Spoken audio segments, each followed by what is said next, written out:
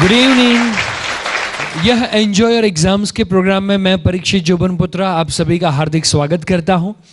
और यह जो प्रोग्राम है सबसे पहले आप सभी लोगों के साथ में ये शेयर करना चाहता हूं दोस्तों कि ये जो आज का प्रोग्राम रखा गया है, यह प्रोग्राम क्यों रखा गया है, यह सेमिनार के पीछे का पर्पस क्या है, वो सबसे पहले आप सभी दोस्तों के साथ में शेयर करना चाहता हूं। और उसके बाद में ये प्रोग्राम की हम शुरुआत करने वाले हैं दोस्तों, जिसका नाम है एंजॉय योर एग्जाम्स। आज आपको वो साइंस पता चलने वाला है, आज आपको वो सीक्रेट पता चलने वाला है, आज आपको वो नॉलेज मिलने वाला है जिसकी बदौलत आपके बच्चे जिस तरीके से TV, video games, internet and Facebook को एंजॉय करते हैं, सेम वे आने वाले टाइम में वो एग्जाम्स को भी एंजॉय कर पाएंगे, उसकी मैं आपको गारंटी देता हूं। वो जर्नी के लिए आप सभी लोग तैयार हैं? मुझे सभी लोगों की आवाज से क्या आप तैयार हैं? तो मैं आपको गारंटी देता हूं दोस्तों, जिस तरीके से आप सारी चीजें एंजॉय करते हो, स्टडी को एज वेल एज एग्जाम्स को भी एंजॉय कर सकते हो। तो अब हम सेमिनार की शुरुआत करने जा रहे हैं। इन सेमिनार की शुरुआत के अंदर मैं आप सभी लोगों के पास से आपके प्रॉब्लम्स जानना चाहता हूं। आज आप यहां पे आए हैं तो जरूर कोई ना कोई आपके स्टडी से रिलेटेड, एग्जाम से रिलेटेड कोई ना कोई प्रॉब्लम है जिसका आपको सॉल्यूशन चाहिए। चाहे हो सकता है वो आपके लिए हो, चाहे हो सकता है वो आपके बच्चे के लिए हो। तो मैं आप लोगों के पास से आपके प्रॉब्लम जानना चाहता हूं, इसमें से कौन कौन से प्रॉब्लम्स है आप लोगों को शेयर करने हैं। तो आइए हम शुरुआत करें। एंड जो कोई भी प्रॉब्लम्स आप बताएंगे, वो प्रॉब्लम्स क्यों खड़े हुए एंड उसका सॉल्यूशन क्या हो सकता है, उसके ऊपर फिर हम बात करेंगे। तो अब शुरुआत करते हैं प्रॉब्लम्स के। तो जल्दी से आप में से कौन बताना चाहेगा? यस बेटा। ओके। उसमें कुछ पता नहीं चलता समीकरण में, और स्कूल में होता है तो ऐसा लगता है कि घर जाकर सब पढ़ूंगा, इतना पढ़ूंगा, इच्छा होती है, लेकिन जब चौपड़े अपने आते हैं ना तब ओके, तब सो जाते हो? मन नहीं लगता। ओके, देन आफ्टर और कौन शेयर करना चाहता है? यस बेटा। ओके, मैथमेटिक्स में कुछ समझ में नहीं आता, 9th स्टैंडर्ड में हो। ओके, आप पढ़ते तो हैं लेकिन भूल जाते हैं, और ये प्रॉब्लम आपका अकेले का नहीं है। अभी देखो मैं सबको बोलता हूं कितने लोग भूलते हैं, तब आप देखना, बैठ जाओ। आप में से कितने लोग हैं जो पढ़ते हैं लेकिन फिर भूल जाते हैं? ऐसा कितने लोगों के साथ होता है? अब आप आजू बाजू में देख लो बेटा, ये प्रॉब्लम आपके अकेले का नहीं है, ये होलसेल में प्रॉब्लम है। ओके, उसके बाद में और कौन शेयर करना चाहेगा? जब भी पढ़ने बैठता हूं तो और कोई मतलब और कोई विचार आते रहते हैं, क्या अलग है? समझ गया। ओके, और अच्छा, माने जब पढ़ते हो तो और कोई विचार आते रहते हैं, ठीक है। उसके बाद में? यस। सर मैं 11th स्टैंडर्ड में पढ़ता हूँ, मुझे ओरली सब कुछ आता है पर लिखने में प्रॉब्लम आता है। ओके, ओरली सारी चीज़ें आपको पता होती है, लेकिन जब लिखते हैं तो फिर गायब हो जाता है सारी चीज़ें दिमाग में से।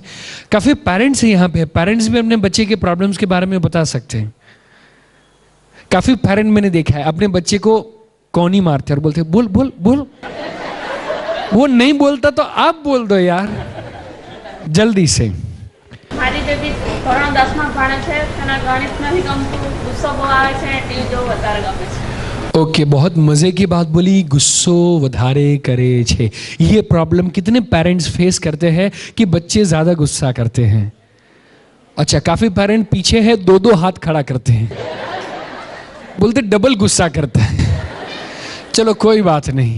इट मीन्स यहाँ पे जो कोई भी प्रॉब्लम है, हर एक स्टूडेंट कहीं ना कहीं पे तो कोई ना कोई प्रॉब्लम तो फेस कर रहा। मुझे सभी लोगों की आवाज सही है? इसमें से कोई ना कोई तो प्रॉब्लम है। ऐसा क्यों होता है, उसके ऊपर जब मैंने रिसर्च किया दोस्तों, तो मुझे 2 रीजंस पता चले। सबसे पहला रीजन है, and that is we just learn how to read and how to write, not how to remember. As a parent, as a student, सभी लोगों को आपको यह सोचना है कि एजुकेशन सिस्टम के अंदर इतने सारे प्रॉब्लम्स खड़े हुए, वो प्रॉब्लम्स क्यों खड़े हुए?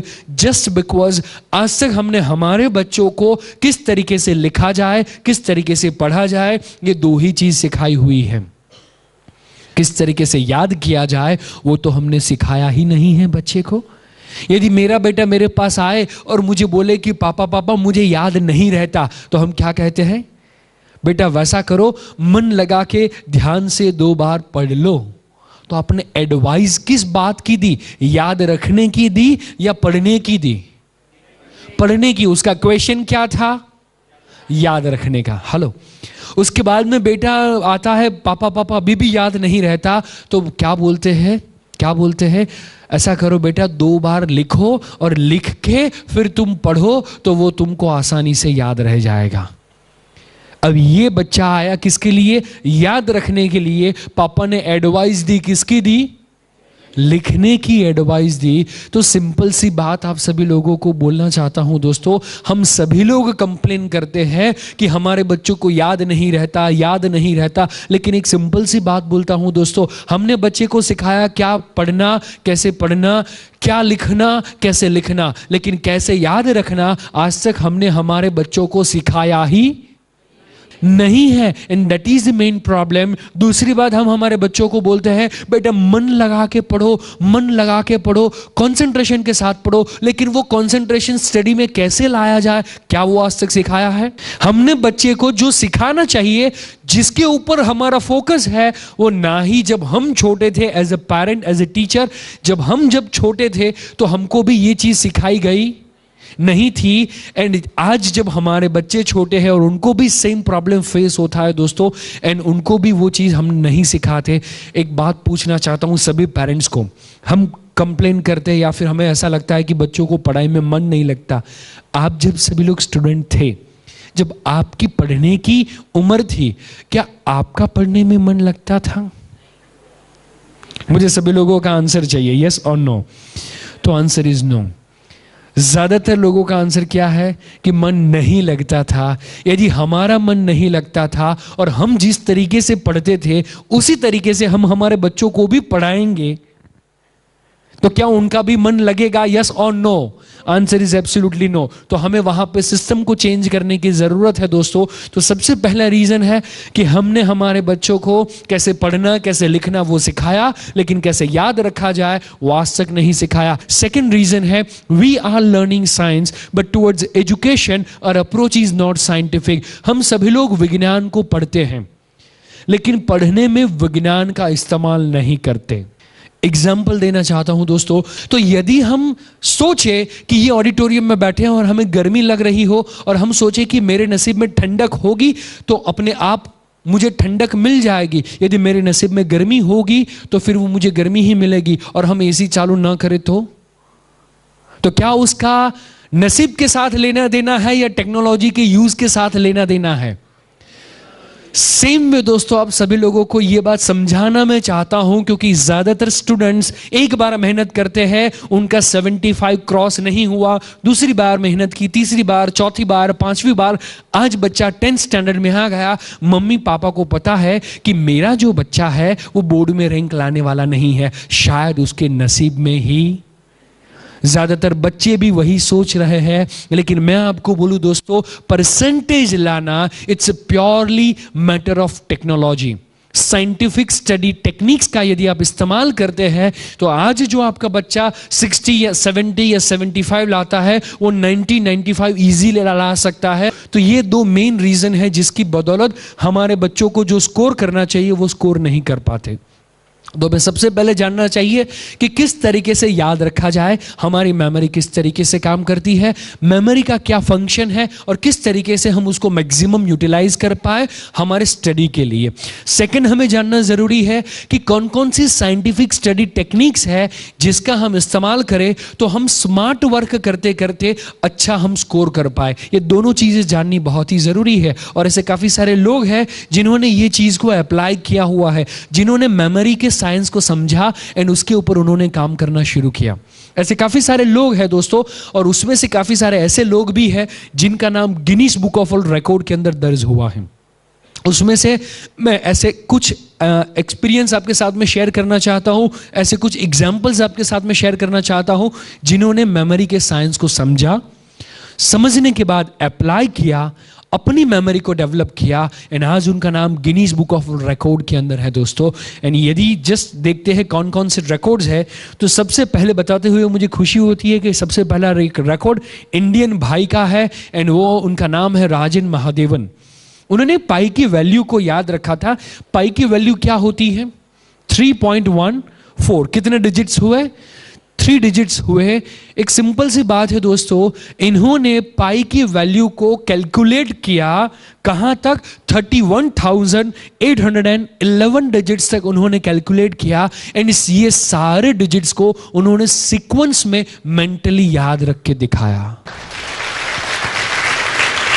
सोचो जरा, 31,811 डिजिट्स को उन्होंने याद रख के दिखाया। और जैसे ही उन्होंने ये रिकॉर्ड बनाया, नेक्स्ट ईयर की जो मेमोरी की चैंपियनशिप थी उसके अंदर हिरोयुकी गोतो करके टोक्यो के यह इंसान थे जिन्होंने 42,195 डिजिट्स को सिर्फ 10 घंटे और 50 मिनट के अंदर याद रख के बताया। सोचो जरा दोस्तों, हमें यदि 42 मोबाइल नंबर भी पूछे जाए तो शायद हमें पता नहीं होंगे, 42 मोबाइल नंबर भी हमें याद नहीं होंगे। देन आफ्टर आप सभी लोगों को बताना चाहता हूं अगेन एक ग्रेट इंडियन व्यक्ति जिनका नाम है सोमेश चंद्र बसु। ये 1931 की बात है जब उनको 100 डिजिट्स मल्टीप्लाई बाय 100 डिजिट्स का कैलकुलेशन करने के लिए बोला गया था।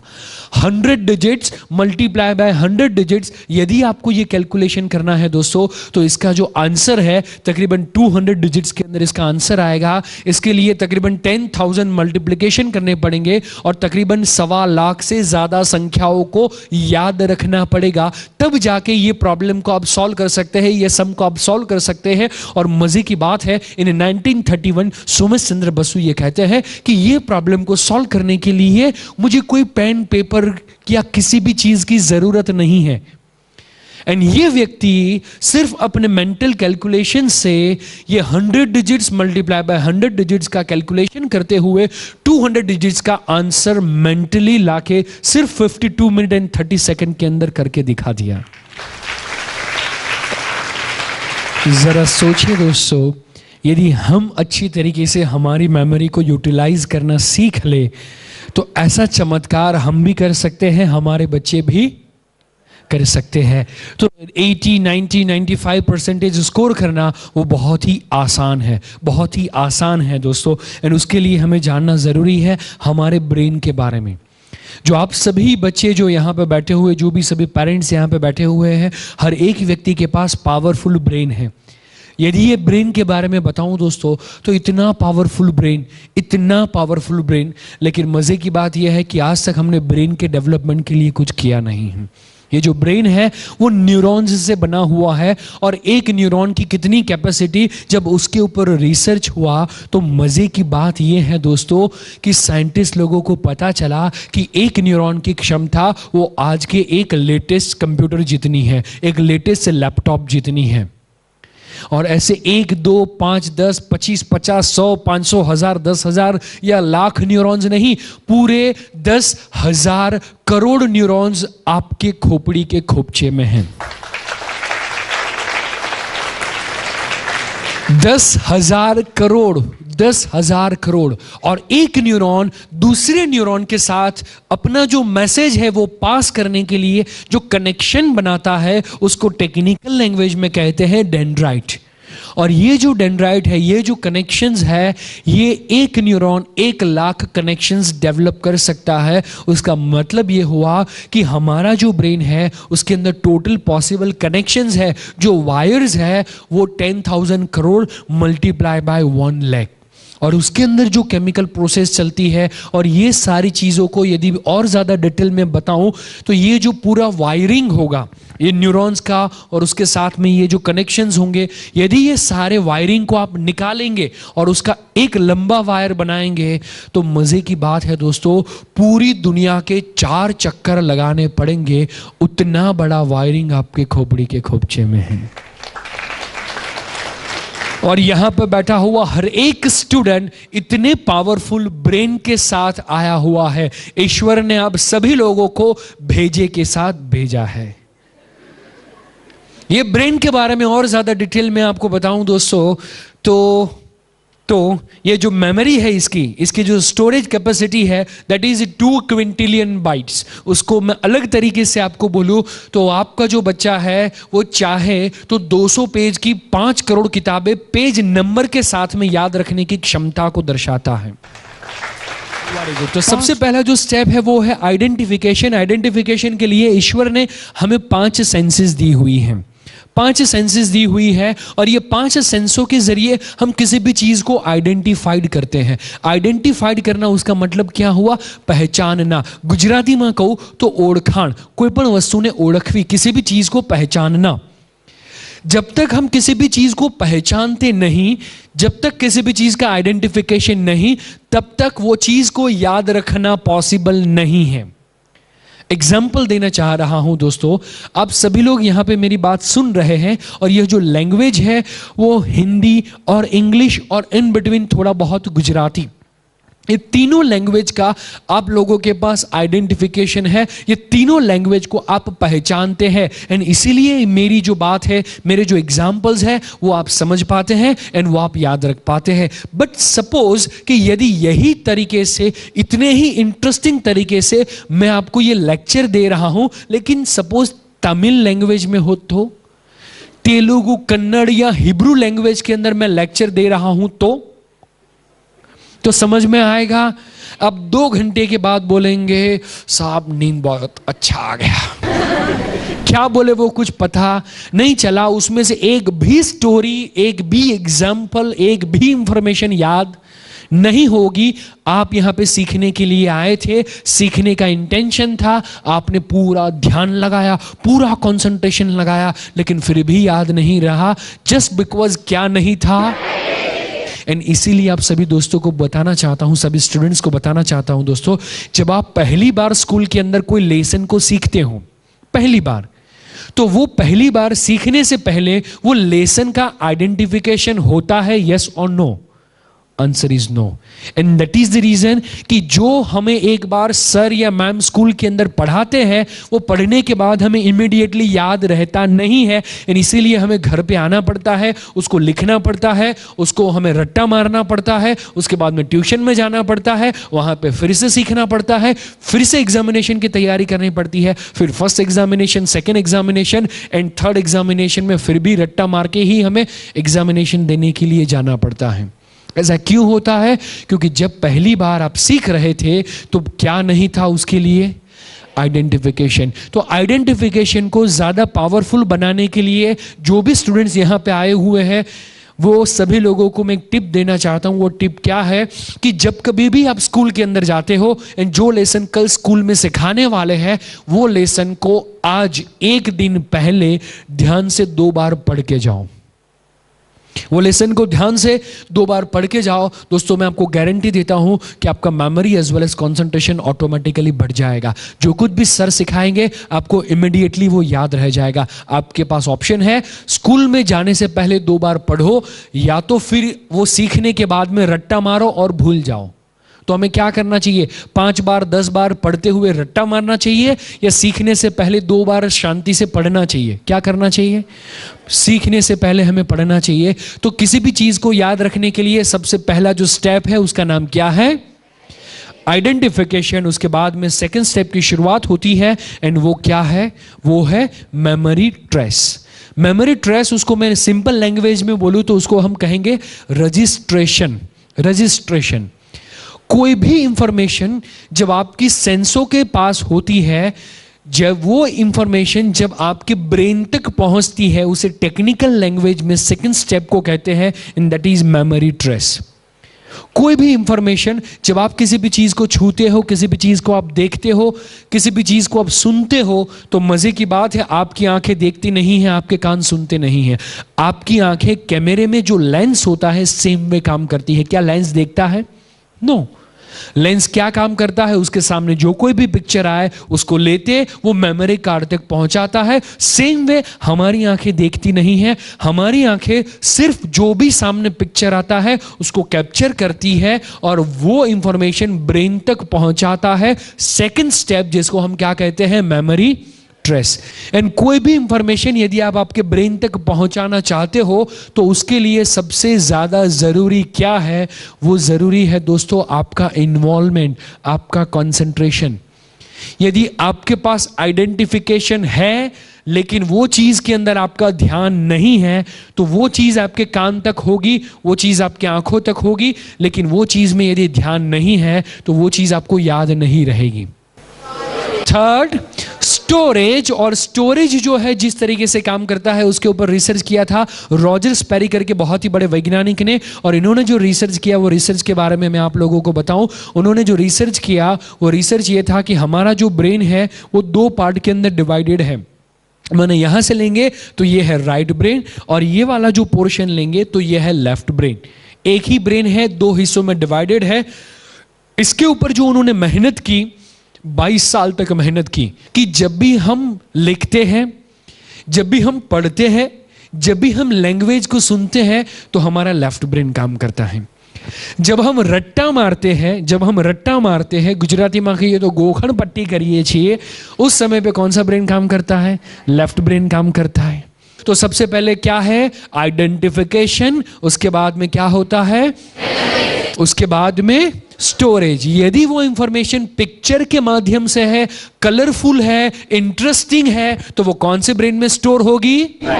और यदि वो इंफॉर्मेशन इंटरेस्टिंग नहीं है, बोरिंग है, जबरदस्ती से आई है, लैंग्वेज के माध्यम से है, तो कौन से ब्रेन में स्टोर होगी? लेफ्ट ब्रेन में स्टोर होगी। दोस्तों, इसके ऊपर उन्होंने रिसर्च किया। यही बात को मैं दूसरे तरीके से आपको समझाऊं तो ये बात क्या होगी। कंप्यूटर का आप सभी लोग इस्तेमाल करते हैं। यदि आपने कंप्यूटर की किसी भी फाइल को ओपन किया तो सोचो तो वो होगा आइडेंटिफिकेशन। उसके बाद में उसके अंदर आपने टाइप किया, थोड़ा सा इंफॉर्मेशन आपने एडिट किया, तो वो होगा सेकंड स्टेप, मेमोरी ट्रेस। और उसके बाद में आपने वो फाइल को सेव नहीं किया एंड कंप्यूटर शट डाउन कर दिया, तो वो फाइल का क्या होगा? वो फाइल क्या होगी? डिलीट होगी। हफ्ते के बाद जब आपको वो फाइल चाहिए एंड जब आप वो फाइल के ऊपर सर्च करते हो, कंप्यूटर में से मैसेज आएगा, file not found. Agreed? Yes or no? तो कंप्यूटर के अंदर फाइल बनाना जितना महत्वपूर्ण है उतना ही इंपॉर्टेंट क्या है? फाइल को सेव करना, उसको स्टोर करना इंपॉर्टेंट है। सेम वे दोस्तों, लिखना और पढ़ना वो फर्स्ट दोनों स्टेप है, लेकिन उसको सेव कैसे करना वो थर्ड स्टेप हमने सीखा हुआ ही नहीं है। एंड इसीलिए ज्यादातर स्टूडेंट पढ़ते हैं, लिखते हैं, आइडेंटिफिकेशन होता है, मेमोरी ट्रेस होता है, लेकिन उसको ब्रेन में सेव कैसे किया जाए वो आज तक हमने सीखा हुआ नहीं है। एंड इसीलिए जब बच्चा एग्जामिनेशन हॉल में जाता है, क्वेश्चन पेपर को देखता है और क्वेश्चन पेपर के बाद में वो ये गूगल के अंदर सर्च करता है तो अंदर से मैसेज आता है फाइल नॉट। काफी बच्चे बहुत स्मार्ट होते हैं। और उसके बाद में सबसे लास्ट में आता है and that is recall. Recall का मतलब क्या होता है? उपयोग। जो भी चीज मैं मेरे लेफ्ट ब्रेन के अंदर स्टोर करता हूं वो इंफॉर्मेशन का उपयोग करने की क्षमता कितने परसेंटेज है? और जो चीज राइट ब्रेन में स्टोर हो उसके लिए 90%। Very good. And that is the reason कि यहां पे आप सभी लोगों को एक क्वेश्चन पूछना चाहता हूं। आज से 8 साल पहले एक मूवी आया था, मूवी के अंदर आमिर खान हीरो था और उसके अंदर गांव के अंदर शूटिंग किया गया था। इंग्लैंड और इंडिया के रिलेशनशिप के बारे में बात थी और क्रिकेट खेला गया था। कौन सा था वो मूवी? Very good. आज आप जो भी स्टैंडर्ड में पढ़ते हो, आज से 5 साल पहले आप जो भी स्टैंडर्ड में पढ़ते थे वो स्टैंडर्ड को याद करें। एंड साइंस का 5th लेसन कौन सा था? साहब इस साल का पता नहीं है। क्यों? क्योंकि जब आप पढ़ाई करते हो कौन सा ब्रेन काम करता है? कितने परसेंटेज कैपेसिटी? एंड जब आप मूवी देखते हो, एंजॉयमेंट करते हो, फेसबुक होता है, इंटरनेट होता है, वीडियो गेम होता है, तारक मेहता का उल्टा चश्मा होता है, कौन सा ब्रेन काम करता है? Very good. तो आज के बाद हमें यह साइंस को सीखना और समझना है दोस्तों कि स्टडी के अंदर जो आज तक हमने सिर्फ लेफ्ट ब्रेन का इस्तेमाल किया जो छोटा सा है, और इसीलिए 10 की स्पीड से यदि हम भागेंगे तो हमारे टारगेट तक जल्दी नहीं पहुंच पाएंगे। लेकिन यदि उसी की जगह हम राइट ब्रेन का इस्तेमाल कर ले, जो आज तक हमने टीवी के लिए, वीडियो गेम के लिए इस्तेमाल किया है, एंटरटेनमेंट के लिए, एंजॉयमेंट के लिए इस्तेमाल किया है जो ब्रेन का, यदि वही ब्रेन का इस्तेमाल स्टडी के लिए करना सीख ले तो क्या 90-95% आसानी से आ सकता है? Yes or no? क्या आप चाहो तो स्मार्ट वर्क करते हुए जो भी परसेंटेज चाहो वो आप हासिल कर सकते हो? डेफिनेटली कर सकते हो दोस्तों। और ये जो सारी चीज़ें हैं अब मैं आपको बताने जा रहा हूँ किस तरीके से आपके ब्रेन में होती हैं। इतना पावरफुल ब्रेन है दोस्तों, ये पावरफुल ब्रेन का अब हमें यूटिलाइज करना सीखना पड़ेगा। ये सारी चीज़ें जो आज तक हमने सीखी, अब तक जो भी हमने सीखी दोस्तों, वो इंफॉर्मेशन हमारे शास्त्रों के अंदर भी बताई गई है। वो सारी की सारी इंफॉर्मेशन हमारे शास्त्रों के अंदर भी बताई गई है। जो लेफ्ट ब्रेन, राइट ब्रेन, यदि रॉजर स्पैरी ने शास्त्रों का अध्ययन किया होता, हमारे इंडियन शास्त्रों का अध्ययन किया होता, तो उनको 22 साल तक मेहनत करने की जरूरत नहीं थी। वीणा माने क्या? Musical instrument. म्यूजिक माने कौन सा ब्रेन? लेफ्ट ब्रेन और राइट ब्रेन?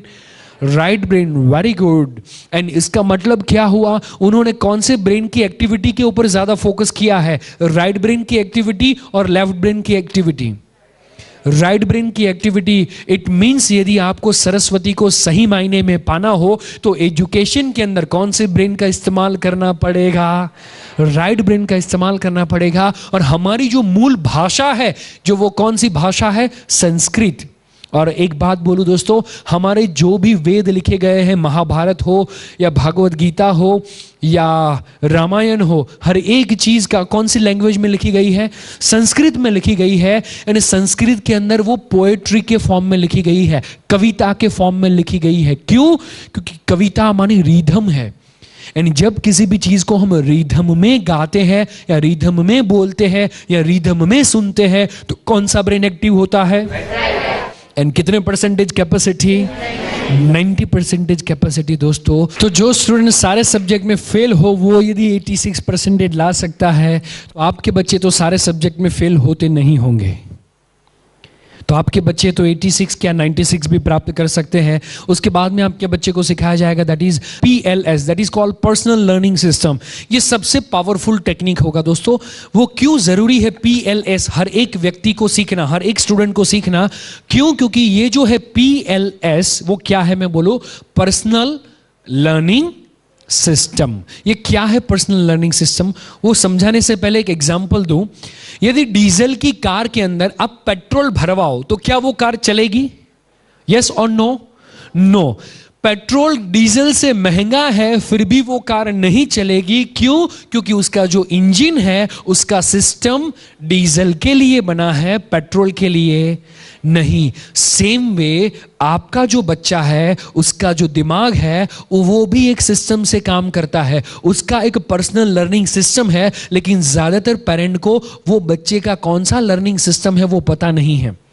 वो सुबह में 4 बजे उठ के पढ़ा करते थे तो वो बच्चों को भी सुबह में 4 बजे जबरदस्ती उठाते हैं, लेकिन उसके लर्निंग सिस्टम में सुबह में 4 बजे उठना है या नहीं वो तो उनको पता ही नहीं है। हो सकता है ये पेट्रोल से चलता हो और वो डीजल से चलता हो।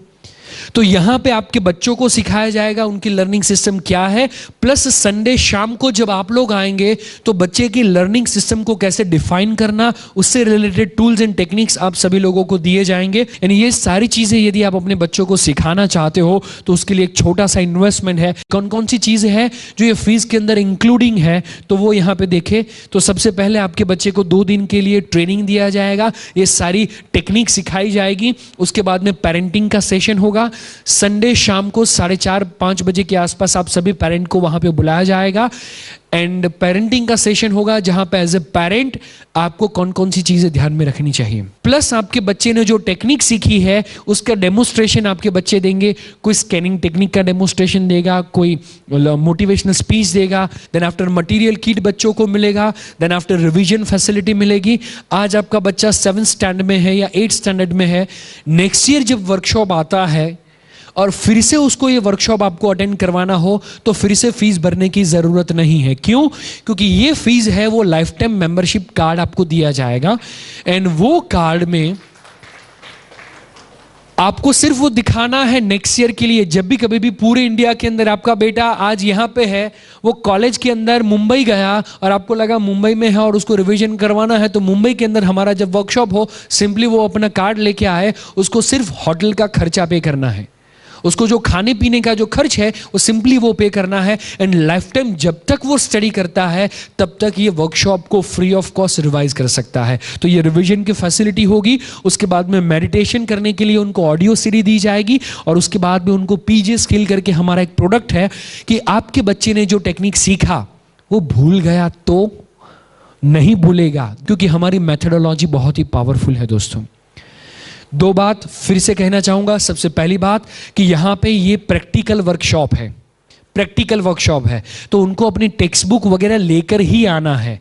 तो यहां पे क्या होगा, आपके बच्चों को सबसे पहले टेक्निक सिखाई जाएगी, उसके बाद में उनके जो जनरल क्वेश्चंस हो वो सॉल्व किए जाएंगे। उसके बाद में वो जो टेक्निक है वो उनको खुद की टेक्स्ट बुक में से उनको खुद फिल करनी है, खुद को फिल करनी है। अभी जस्ट ये हार्द करके ये लड़का अभी वैकेशन 2012 में मैं गया था as a chief guest Ahmedabad के अंदर, मुझे मिला, मुझे बोले सर याद, मैंने बोला हाँ आपने बेटा एनजीओ एग्जाम्स का वर्कशॉप अटेंड किया? बोले हाँ सर, मैं और मम्मी पापा आए थे सेमिनार में और पापा ने कहा था ये 70 से अब वो नहीं लाता, इसका कुछ करो, और मैंने ये सारी टेक्निक फॉलो की एंड मेरा सर 12th कॉमर्स के अंदर 92% आया। जैसे ऐसे तो कितने सारे स्टूडेंट्स हैं जिनका मैं एग्जांपल दे सकता हूं। तो ये जो स्टूडेंट्स हैं वो सारी चीजें फॉलो करते हैं अपनी टेक्स्ट बुक में से, इस तरीके से अपने ग्रुप के अंदर वो बैठेंगे और सारी टेक्निक्स फॉलो करेंगे, सारी टेक्निक को वो फिल करेंगे इस तरीके से। यदि इन बिटवीन उनको कोई क्वेश्चन है कोई टेक्निक को फॉलो करने में, तो मैं हूं या मेरी जो पूरी टीम है वो आपके बच्चे के साथ पर्सनली ध्यान देगी कि वो टेक्निक को अच्छी तरीके से फॉलो करे। एंड यदि उनको कोई क्वेश्चन हो एंड यदि वो स्टेज के ऊपर आके नहीं बोल सकते या नहीं पूछ सकते, तो उनका जो ध्यान है वो पर्सनली रखा जाएगा, उनके पर्सनल प्रॉब्लम सॉल्व किए जाएंगे। देन आफ्टर उनको स्टेज पे आके वहां पे जो स्टूडेंट होंगे उनको वो टेक्निक सिखानी है। अगेन रिवीजन हुआ, इट मींस उनके ब्रेन के अंदर ये इंफॉर्मेशन परमानेंट मेमोरी में चली जाएगी, जो लाइफ टाइम कभी भी वो भूलने वाले नहीं है दोस्तों। तो इस तरीके से आपके बच्चे स्टेज पे परफॉर्म करेंगे एंड संडे शाम को आपके सामने आपके बच्चे होंगे जो उसकी टेक्स्ट बुक में से पूरा लेसन पेज नंबर के साथ में बोलेंगे। जो उनको पसंद नहीं था सब्जेक्ट, जो उनको याद नहीं रहता था, लेंदी आंसर उनको याद नहीं रहता था, वो 10 पेज नंबर के साथ में आपके सामने बोलेंगे संडे शाम को। तो इस तरीके से ये वर्कशॉप है, और ये जो वर्कशॉप है वो किसके लिए हेल्पफुल होगा, तो standard 5th and above, Gujarati medium है तो standard 6th and above, 10th and 12th के लिए मैं कहूँगा बहुत ही गोल्डन अपॉर्चुनिटी है जो मिस नहीं करनी चाहिए, क्योंकि right brain is always right. Right brain का यूज करें, एंड जिस तरीके से आज तक आपने टीवी को एंजॉय किया है, जिस तरीके से आप सभी लोगों ने वीडियो गेम्स को एंजॉय किया है, सेम तरीके से आप सभी लोग अपनी एग्जाम्स को एंजॉय करें। उसके लिए आप सभी लोगों को शुभकामनाएं। Thank you very much.